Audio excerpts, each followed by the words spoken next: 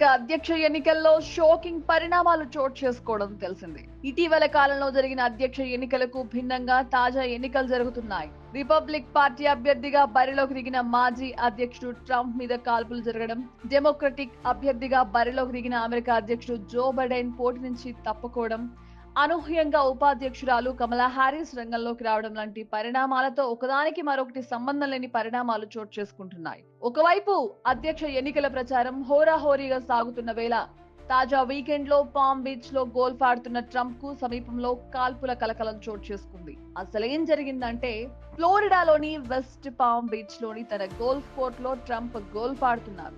ఆ సమయంలో ఒక వ్యక్తి అనుమానాస్పదంగా కనిపించారు. వెంటనే ఆ వ్యక్తిపై సీక్రెట్ సర్వీస్ ఏజెంట్లు కాల్పులు జరిపారు.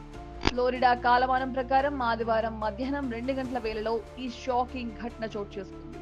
అనంతరం అతడి వద్ద పిస్టల్ ఉన్న విషయాన్ని గుర్తించారు. వెంటనే ట్రంప్ ను సురక్షిత ప్రాంతానికి తరలించినట్లుగా అధికార వర్గాలు పేర్కొన్నాయి. ట్రంప్ కు గోల్ఫ్ ఆడే అలవాటు ఉన్న విషయం తెలిసిందే. అయితే తరచూ గోల్ఫ్ ఆడుతూ ఉంటారు.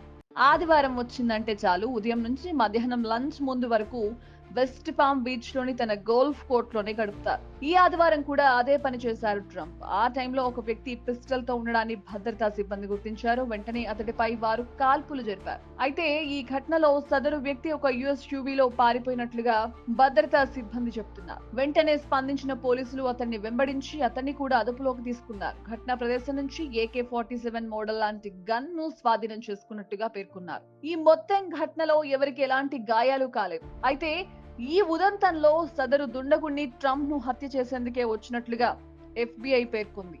దీనిపై అధికారులు దర్యాప్తు చేస్తున్నారు. ఇక తాజా పరిణామం సంచలనంగా మారింది. తాజా ఘటనపై డెమోక్రటిక్ అభ్యర్థి కమలా హారిస్ స్పందించారు. ట్రంప్ క్షేమంగా ఉన్నట్లు తనకు సమాచారం అందిందని, అమెరికాలో హింసకు తావు లేదని స్పష్టం చేశారు. ఈ ఘటనకు సంబంధించిన సమాచారాన్ని అధ్యక్షుడు జో బైడెన్ కు అందజేశారు. మరోవైపు ఈ ఘటనపై రిపబ్లికన్ పార్టీ సభ్యుడు లిండ్సే గ్రాహం సోషల్ మీడియాలో స్పందిస్తూ తాను చూసిన వ్యక్తుల్లో ట్రంప్ చాలా బలవంతుడిగా అభివర్ణించారు. ఈ ఘటన అధ్యక్ష ఎన్నికల మీద ఏ రీతిలో ప్రభావాన్ని చూపుతుంది అన్నది ఇప్పుడు ప్రశ్నగా మారింది.